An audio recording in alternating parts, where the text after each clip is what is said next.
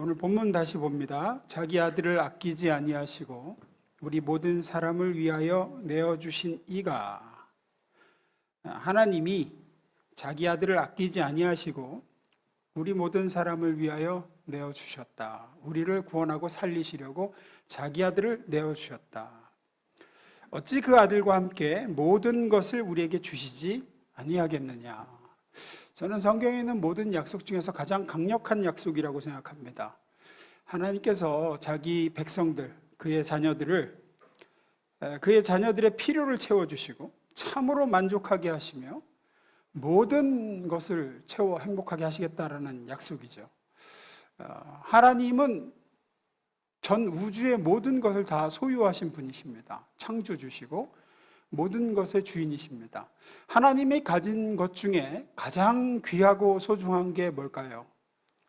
바로 자기 아들이었습니다. 하나뿐인 자기 아들이 하나님에게 가장 소중한 존재죠. 여러분도 자녀가 있으신 분은 아실 겁니다. 자녀와 무엇을 이렇게 내가 너한테 뭐 억만금을 줄 테니까 네 자녀 나한테 내놔라 라고 하면 정상적인 부모라면 바꿀 부모가 없죠. 하나님에게도 그렇습니다. 꼭 인간 아버지와 아들 관계는 아니겠지만 우리가 제일 이해하기 쉬운 관계로 하나님의 아들이다라고 표현하지만 하나님에게 있는 모든 것 중 가장 소중한 것은 하나님의 아들이셨습니다. 근데 그 아들을 우리를 살리기 위해서 사지로 내모셨다는 겁니다. 그 아들과 우리를 맞바꾸어 우리를 얻으셨다는 겁니다. 그렇게 우리가 하나님께 귀한 존재들인데 하나님이 아들도 내주신 분이 뭐를 아끼시겠느냐 이런 뜻입니다. 뭘 안 주시겠느냐. 제일 귀한 아들의 생명도 너를 위해서 포기하고 내주신 분인데 이 전 우주의 모든 소유권을 가지고 계신 분이 그 소유한 것 중 가장 귀한 것을 너를 위해 주셨는데 다른 거 안 주시겠느냐. 이게 그 약속이죠. 그러나 대부분의 우리 성도들은 인생의 현실 속에서 진짜 하나님이 나의 모든 필요를 채워주시고 나를 만족해 하시는 분이며 나를 행복하게 하시는 분이냐 라는 이 문제에서 100% 확신하지를 못하고 삽니다. 하나님을 아예 안 믿는 건 아니지만 그렇다고 100% 믿는 사람도 드뭅니다.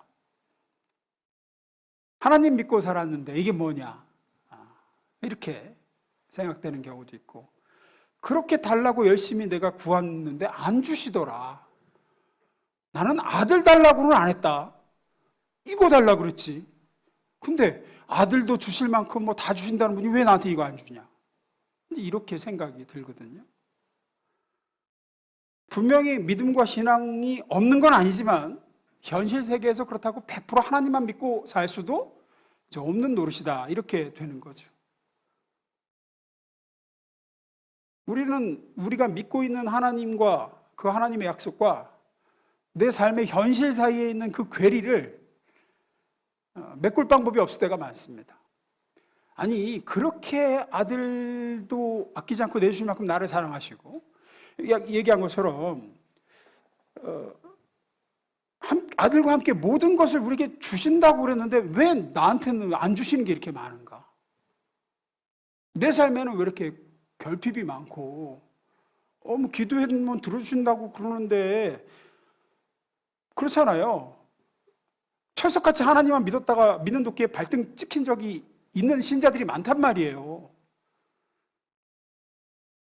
그러다 보니 그런 차원에서 하나님이 주시겠다, 지키신다, 구하라, 받을 것이다 등의 약속들은 우리로 하여금 의문을 갖게 만드는 것도 사실입니다.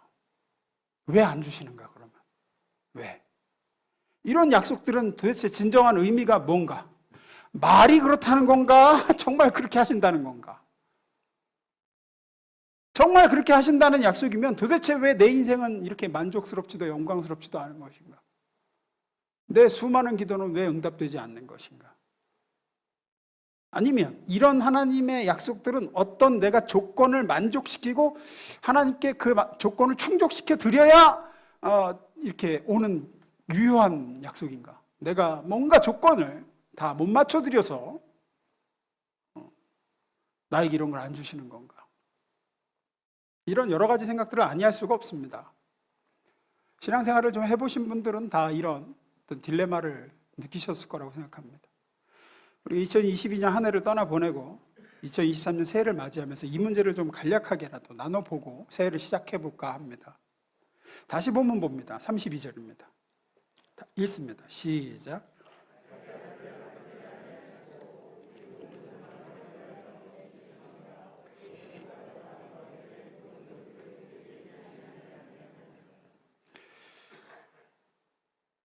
이 본문에서 이렇게 약속하시고 이야기하셨는데 왜 나한테는 안 주시는가 하는 문제입니다.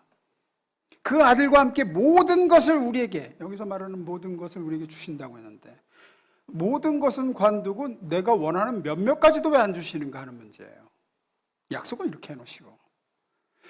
결론부터 말씀드리면 우리는 이 하나님의 말씀과 이 약속을 이해하기 위해서는 아주 중요한 전제를 미리 알아야 돼요. 그 전제가 뭐냐?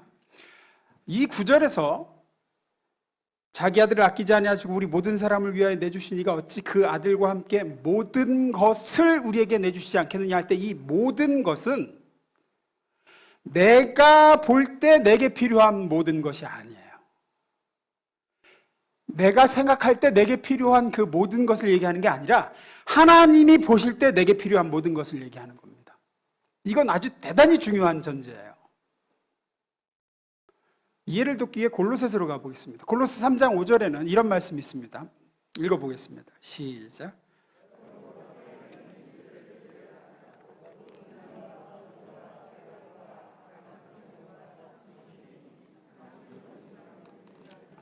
여러 가지 주요한 죄들을 나열합니다. 음란, 부정, 사욕, 악한 정욕, 그리고 탐심하고 탐심의 굉장히 중요한 방점을 딱 찍어놓고 부연 설명을 하죠. 탐심은 우상숭배다 이런 얘기를 합니다. 탐심이 가장 나쁜 죄로 지목되고 있습니다. 우상숭배야, 탐심은. 우리가 어떤 다른 죄, 도덕적인 죄, 어떤 죄보다도 우리가 알잖아요. 하나님 이외에 다른 신을 하나님으로 섬기는 것이야말로 기독교 신앙에서는 최고의 죄목입니다. 그런데 여기서 탐심이 그 최고의 죄목인 우상숭배에 해당한다고 얘기합니다. 그러면 탐심이 뭐죠? 끝없는 욕심입니까? 그게 탐심일까요? 그게 아닙니다. 여기서 탐심이 우상숭배로 지목되는 이유가 있어요. 잘 들어보세요. 중요합니다. 성경이 말하는, 특히 골로새 3장 5절에서 얘기하는 이 탐심이란, 이 탐욕이란, 이 탐심의 본질은 이거예요. 내게 필요한 게 무엇인지 내가 정하는 걸 얘기하는 겁니다. 그게 탐심의 본질이에요. 탐욕은 뭘 자꾸 욕심내는 게 아니라 내게 필요한 게 무엇인지 내가 정하겠다. 그게 탐욕의 본질입니다. 반대로 자족이라 그러죠. 탐욕은 내가 무엇을 얼마나 욕심내느냐, 그게 아니라 자기라는 존재에 필요한 것, 또 무엇가 내게 만족을 줄 것인지, 내게 행복을 가져다 주는 게 뭔지에 대해서 하나님이 아니라 자기 자신이 결정권자가 된 상태를 탐심이라고 하는 거예요. 내게 무엇이 필요한지, 무엇이 나에게 만족을 줄 것인지, 나의 인생의 행복이 무엇인지 내가 정하는 거예요. 이게 내 인생 행복이야 라고, 나한테는 이게 필요해 라고 내가 결정권자가 되는 것, 그것입니다. 이렇게 내겐 이게 필요하다고, 이게 내게 만족과 행복을 가져다 준다고 자기가 다 정하고 자기가 이미 다 판단한 사람은 아무리 경건하고 열심히 있는 기도를 하나님께 올려드려도 결국 그건 탐욕의 기도가 됩니다. 그런 기도에서 하나님의 위치는 그저 내가 이미 정했어. 이게 나한테 필요하다고. 내가 정한 필요, 내가 정한 나의 만족을 채워주는 수단일 뿐이에요, 하나님은. 아무리 기도를 열심히 해도 하나님의 위치는 내가 나한테 이게 필요하다고 내가 이미 정했고, 내가 판단을 내렸고, 나는 이것을 가져야겠다고 결정을 했어요. 이제 하나님은 나의 그 결정을 따라주고 내가 필요하다는 그것을 채워주는 그런 존재일 뿐이에요. 예배를 드려도, 기도를 드려도, 찬송을 드려도 우리가 우리 자신의 주인이 되어 내가 생각할 때 나한테 이게 필요하니까 하나님 채워주십시오. 내가 판단컨대 그것이 내게 행복을 가져다 줄 것 같으니 내놓으쇼 라고 할 때 그것이 탐욕이고, 그래서 그게 우상숭배. 왜? 내가 하나님 자리에 앉아서 내가 하나님이 되어서 내가 판단하고 내가 결정하기 때문입니다. 그래서 탐심이 우상숭배가 되는 겁니다. 무엇이 내게 좋은지, 무엇이 내게 정말로 필요한 것인지 내가 정했어요. 이미 내가 결정했어요. 내가 나를 볼 때 단지 그것들, 내가 생각할 때 나한테 이게 필요해? 내한테 저게 있으면 내가 행복할 거야 라고 내가 이미 결정한 상태에서 내가 가질 힘이 모자랄 뿐이야. 그것을 내가 취해야 되는데 취할 힘이 없어. 능력이 없어. 힘이 모자랄 뿐이지 이해력과 판단력이 잘못된 건 아니야. 내 판단이 맞아. 나한테는 이게 필요해.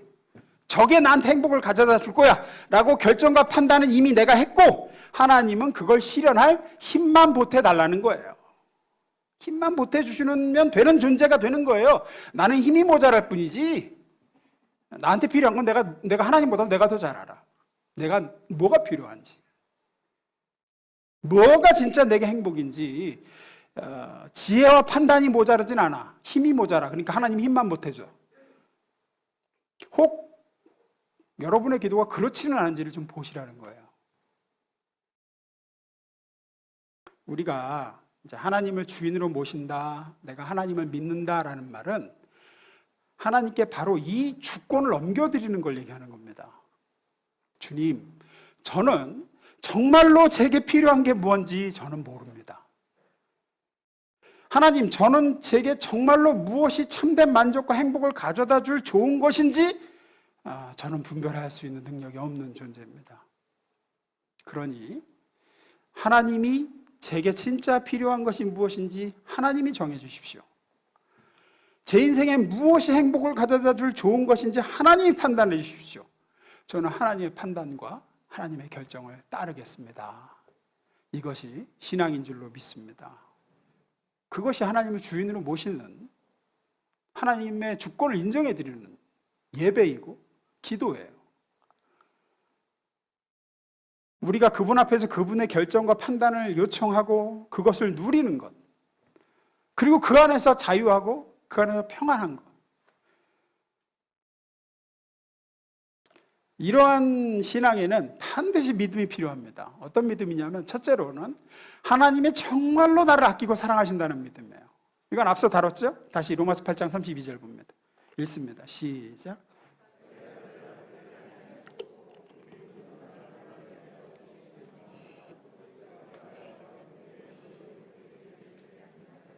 네. 내가 하나님을 믿는다는 건 하나님이 자기 아들을 우리와 당신과의 관계를 회복하기 위하여 우리가 저지른 모든 잘못을 자기 아들에게 뒤집어 씌우시고 나 대신 죽이실 만큼 나를 사랑하신다라는 걸 믿는 겁니다.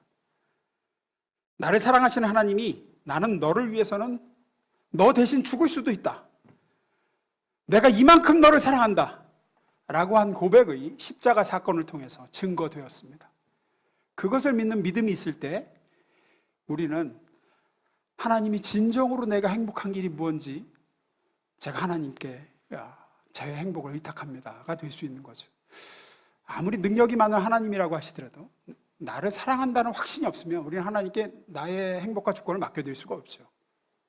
또 하나는 이게 더 중요한데, 하나님이 나보다 더 잘 아신다는 믿음이 있어야 됩니다. 그래야 우리는 내게 무엇이 필요한지, 내가 무엇을 할 때 참으로 행복한 것인지 그 결정과 판단을 내가 하는 게 아니라 하나님께 넘겨드릴 수 있어요. 하나님이 더 잘 아신다. 우리가 자식을 길러보면 이 문제가 생기죠. 어떤 문제냐면 자녀들과 부모와의 사이에 싸움이 생길 때가 있습니다.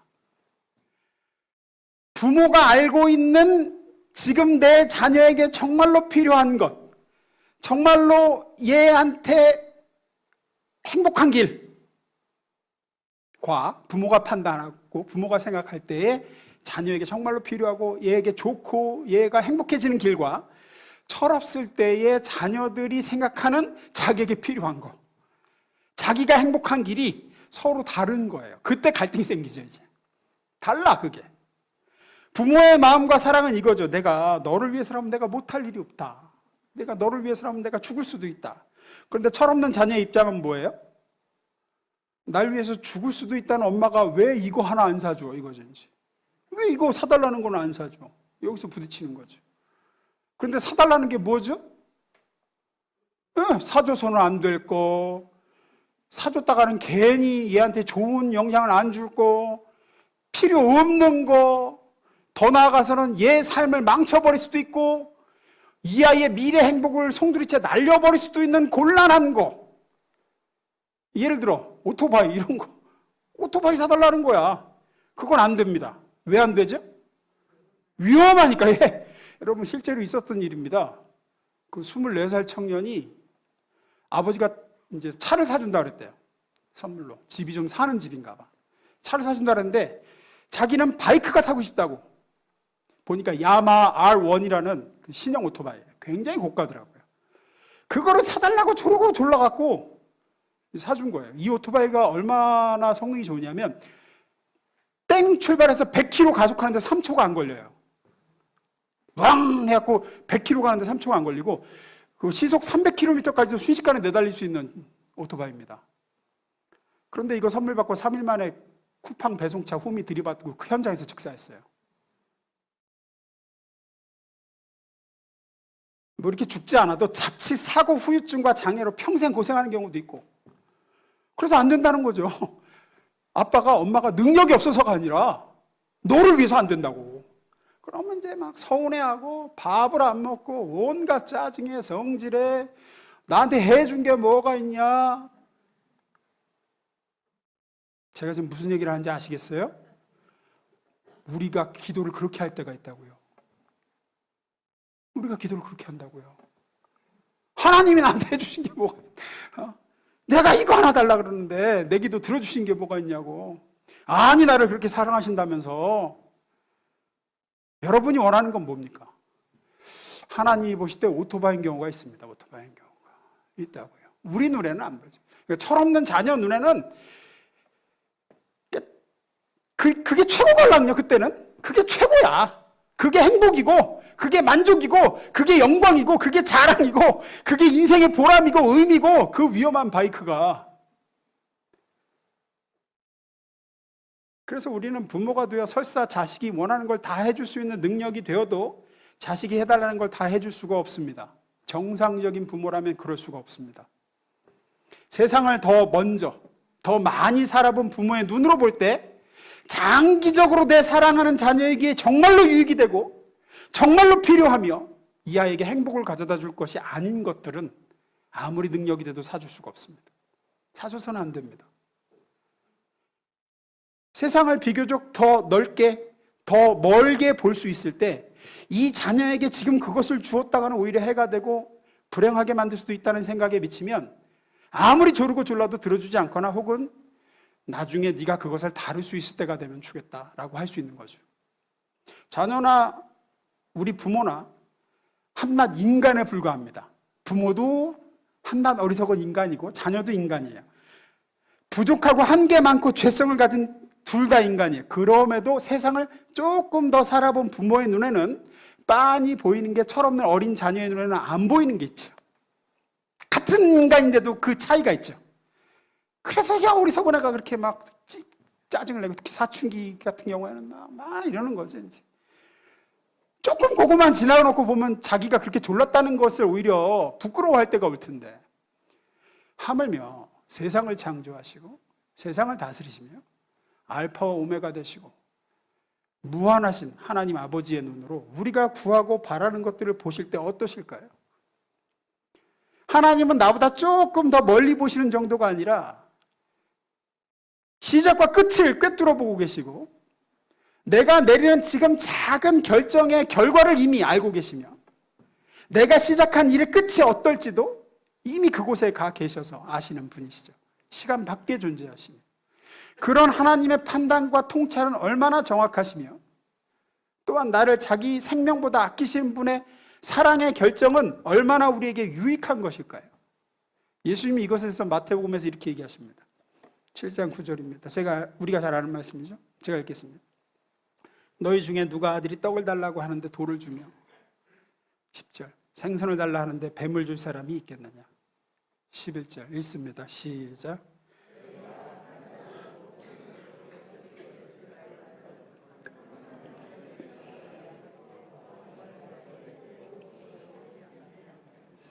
우리가 하나님을 믿는다는 것은 이것을 믿는 것입니다. 하나님이 정말로 나를 사랑하시고 그 하나님이 정말로 나보다 더 잘 아시니까 내가 필요한 것을 내가 정하지 않고 하나님께서 정해 주십시오. 내게 진짜 무엇이 만족을 가져다 주고 참된 행복을 가져다 줄 좋은 것인지 하나님의 결정대로 따르겠습니다. 탐욕은 그 반대로 가는 겁니다. 하나님의 판단과 통찰, 나를 위해 정말 좋은 것을 주시려는 그분의 사랑을 믿지 않고 내가 판단하고 내게 필요한 것에 대한 나의 통찰을 믿고 내가 원하는 것을 내가 원하는 때가 내가 원하는 대로 가질 테니까 하나님은 힘만 빌려주십시오. 그게 탐욕이고 자기 자신을 숭배하는 우상 숭배입니다. 내가 생각하는 나의 만족, 나의 필요들이 아니라 내가 판단한 나의 행복을 위한 조건들이 아니라 하나님의 하나님 되심을 인정하고 그분 앞에 엎드려서 그분의 통치를 누리고 하나님이 어련히 제 필요를 아실 줄 믿습니다. 제 생각에는 이게 필요한 것 같은데 이렇게 기도해도 안 주시는 걸 보니까 하나님 생각은 다르신가 보네요. 하나님이 더 좋은 것으로 주실 줄 믿고 더 좋은 때에 가장 나의 행복을 위해서 최적의 것으로 저는 주실 걸 믿습니다. 그렇게 하는 자리로 가야만 기독교 신앙은 비로소 힘을 발휘하고 하나님은 드디어 우리의 삶에 개입하실 수 있게 돼요. 내가 그렇게 주인의 자리에서 내 필요를 내가 결정하고 내 행복을 내가 정하고 하는 자리에서 겸손히 내려와 내 인생의 왕좌에 하나님을 앉혀놓고 받들겠습니다. 하나님이 저보다 더 잘하십니다.